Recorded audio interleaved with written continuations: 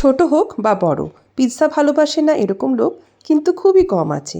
বন্ধুরা, আজকে আমি ঘরে খুব সহজে মোজারেলা চিজ, ব্ল্যাক অলিভ এই সমস্ত কিছু ছাড়া ঘরোয়াভাবে একটা juicy tender pizza recipe share করছি আপনাদের সাথে।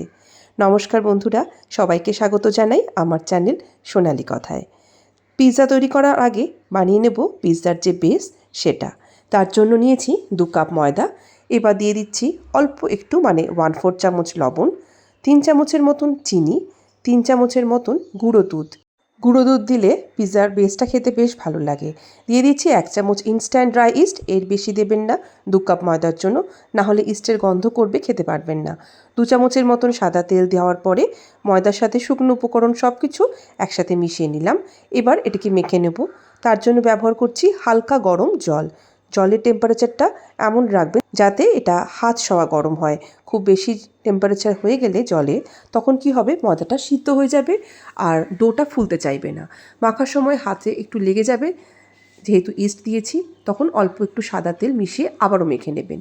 3 থেকে 4 মিনিট সময় নিয়ে একদম নরম একটা ডো তৈরি করার পরে এটিকে একটি পাত্রে ঢাকা দিয়ে রেখে দেবেন যতক্ষণ না এটি ফুলে ডাবল হয়ে যায়। যদি রোদে রাখেন খুব দ্রুত এটা ফুলে যাবে। আমি এটাকে রোদেই রেখেছিলাম, প্রায় 1.5 ঘন্টার মধ্যেই এটা ফুলে ডাবল হয়ে গেছে। এটা একদিকে থাক, অন্যদিকে আমরা পিৎজার উপরে যে টপিংস সেটা তৈরি করে নিই। আজকে আমি চিকেনের টপিংস বানাবো। তার জন্য নিয়েছি 200 গ্রাম বোনলেস চিকেন। এর মধ্যে কিছু মশলা মেশাবো। দিয়ে দিচ্ছি 1/2 চামচের মতন চিলি ফ্লেক্স, সামান্য একটু স্বাদ মতন লবণ, 1 চামচ করে জিরে গুঁড়ো, 1 চামচ করে ধনে গুঁড়ো, 1 চামচ লাল লঙ্কার গুঁড়ো, 1 চামচ হোয়াইট ভিনিগার, 1 চামচ ডার্ক সয়া সস আর 1 চামচ আদা রসুনের বাটা, সবশেষে 1 চামচ সাদা তেল। এই উপকরণগুলোর মধ্যে কোনো একটা উপকরণ যদি আপনারা স্কিপ করতে চান অবশ্যই স্কিপ করতে পারেন, বা চাইলে নতুন কিছু উপকরণও অ্যাড করতে পারেন। সবশেষে দিলাম 1 চামচ করে ক্যাপসিকাম আর পেঁয়াজ কুচি। আজকের এই পিৎজা রেসিপিটি আমি আমার মনের মতন করে বানিয়েছি। আপনারা চাইলে এটাকে মডিফাই অবশ্যই করতে পারেন। এবার চিকেনটাকে ম্যারিনেশন করতে দেব আধ ঘন্টার জন্য। আধ ঘন্টা পরে ফিরে এসেছি। একটা ফ্রাইং প্যানের মধ্যে অল্প একটু সাদা তেল গরম করে নিয়ে ম্যারিনেট করা চিকেন, পেঁয়াজ, ক্যাপসিকাম সমস্ত কিছু ছেড়ে রান্না করে নেব। যেহেতু চিকেন বোনলেস আর ম্যারিনেট করাই ছিল, তাই এটি রান্না হতে বেশিক্ষণ সময় লাগবে না। 7 থেকে 8 মিনিট নাড়াচাড়া করতে করতেই চিকেন সুন্দর সিদ্ধ হয়ে যাবে। একদম শেষে দিয়ে দেবো ফ্রেশ গোলমরিচের গুঁড়ো 1 চামচ। আর আমাদের এই চিকেনের টপিংটাকে একেবারে জুসি আর পিৎজাটাকে সফট বানানোর জন্য সবার শেষে মিশিয়ে দিচ্ছি টমেটোর কেচাপ। এটা কিন্তু একটা সিক্রেট ট্রিক বলতে পারেন পিৎজাটাকে জুসি বানানোর জন্য। টমেটো কেচাপ অনেকটা পরিমাণে চিকেনে মিশিয়ে নেওয়ার পরে 1 মিনিট নাড়াচাড়া করে গ্যাসটাকে অফ করে দেব। বেশিক্ষণ ধরে কিন্তু এটাকে রান্না করব না। এইভাবে পিৎজা টপিং আমাদের তৈরি হলো। আর অন্যদিকে দেখুন ডোটা ফুলে প্রায় দ্বিগুণের থেকেও বেশি হয়ে গেছে। এবার এর ভিতরে থাকা হাওয়াটাকে প্রথমে বার করে নেব। তারপরে এটাকে বাটি থেকে নিয়ে কিচেন স্ল্যাবের মধ্যে সামান্য একটু শুকনো ময়দার গুঁড়ো ছড়িয়ে দিয়ে 2 থেকে 3 মিনিট একটু মেখে নেব। আমি আজকের যে এই ডোটা তৈরি করছি এটা দিয়ে যে শুধুমাত্র পিৎজার বেস তৈরি হয় তা কিন্তু নয়। এই একই ডো দিয়ে আপনারা বানাতে পারেন নান, তন্দুরি রুটি, এমনকি পাউরুটি। সেই রেসিপিও আমার চ্যানেলে আপলোড করা আছে, চাইলে আপনারা চেক করে নিতে পারেন। এই ডো থেকে আমি 2টো লেচি কেটে নিচ্ছি। আমার এই 2 কাপ ময়দার ডো থেকে টোটাল মিডিয়াম সাইজের 2টো পিৎজা তৈরি হয়েছে। একটা পিৎজা যখন রেডি করব, অন্য একটি লেচিকে আমরা একটা প্লাস্টিক দিয়ে জড়িয়ে রেখে দিচ্ছি যাতে এটা শুকিয়ে না যায়। এখন এই লেচি থেকে একটা রুটি বেলে নেব।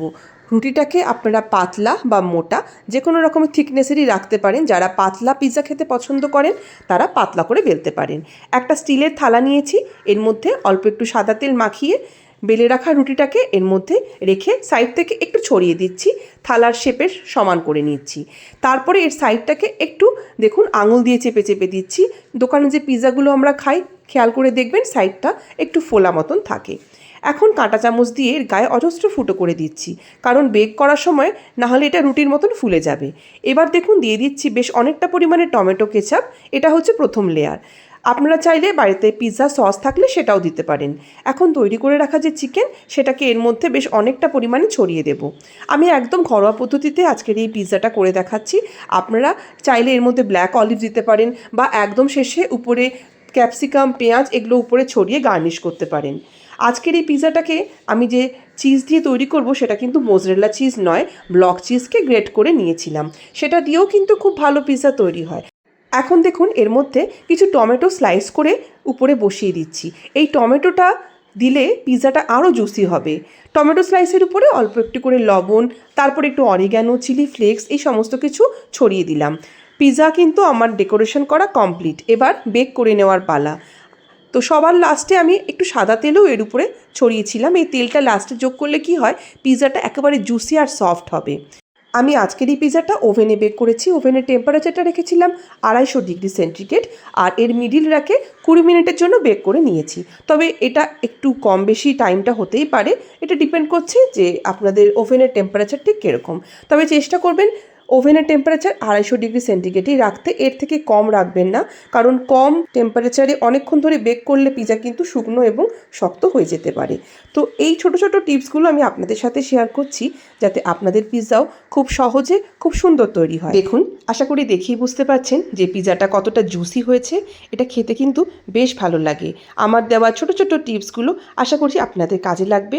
ভিডিও ভালো লাগলে এটিকে লাইক, কমেন্ট, শেয়ার করতে ভুলবেন না। আর চ্যানেলটিকে প্রথমবার ভিজিট করলে যাওয়ার আগে অবশ্যই সাবস্ক্রাইব করে যাবেন।